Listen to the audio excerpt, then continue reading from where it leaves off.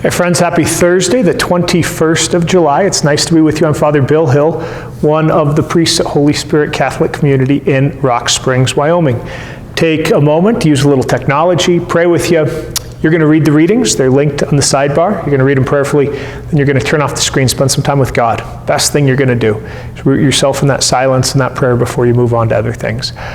Today, at the end of our vacation Bible school, Deacon Luis and Father Hector and I get attacked with shaving cream and then get to have a water fight with our kiddos. So definitely looking forward to that. Last day of VBS, if you'd pray for our families, our volunteers, pray for our young people, I sure would appreciate that.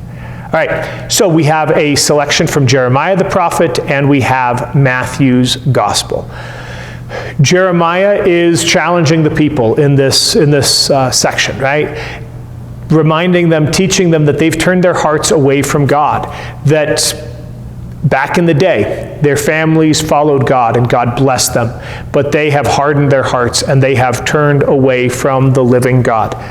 Maybe the place for us to pray is just that question of, were there ways that we have followed God in the past that we're struggling with? Are there ways that we were more on fire for the message of God or for the reign of God in the midst of the human family? And maybe some ways of the world have diminished that flame and let that light flicker a little bit. That's a little bit of the story of Israel, that when they were in the desert and they really needed God, they really focused on God. But once they entered the land and they had their own ways of supporting themselves, as this passage from Jeremiah says, they defiled the land. Sure is the case for me, right? Like my piety, my devotion goes up when I really need God, but then when I'm kind of in that comfortable place, complacency can set in, and certainly I am present in my relationship with God, but is it at that same level? No. So maybe we just pray with that. We don't beat ourselves up about it, but we just pray with it. We have that conversation with the Lord about our own level of love and check in at that place. We have here in the gospel, we have Jesus' teaching as to why he teaches in parables, in obscure sorts of teaching. So yesterday we had the parable of the sower. Today we have why does he teach in parables? If we were reading it straight through, tomorrow we would have the explanation for the sower. But we have a different gospel because of St. Mary Magdalene. If you want to, you can touch or you can click on the chapter and verse there at the gospel over on the right-hand side.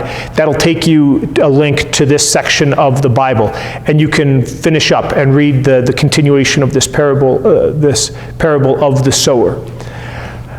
Maybe you have a conversation with Jesus about Jesus, I sure do appreciate you teaching in parables and everything else, but if I were going to do it, this is how I might have taught. I do always enjoy kind of chuckling at the Lord about some of these parables and intentional obfuscation and obscurity, which is very intentional from Jesus, as we hear in this passage. But I also might invite you to pray with the beatitude, the statement of blessing towards the end of this passage, because you are one of those that Jesus is speaking of. Blessed are you who see and who hear and who understand. There have been kings and holy ones who have desired to be in your shoes and in your place. Blessed are you. I don't know about you, but it's so easy for me to default to that place where my brain is scanning for all the things that aren't going the way that I want them to or the way that I plan, and to root myself in that statement of blessing from Jesus.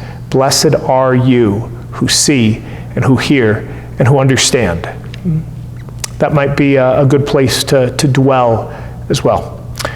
So read those readings. What jumps out at you? What do you need to have a conversation with the Creator of heaven and earth about today? Say a prayer for our VBS folks. I sure would appreciate that. And please be praying for folks that are having a hard time. God bless, friends.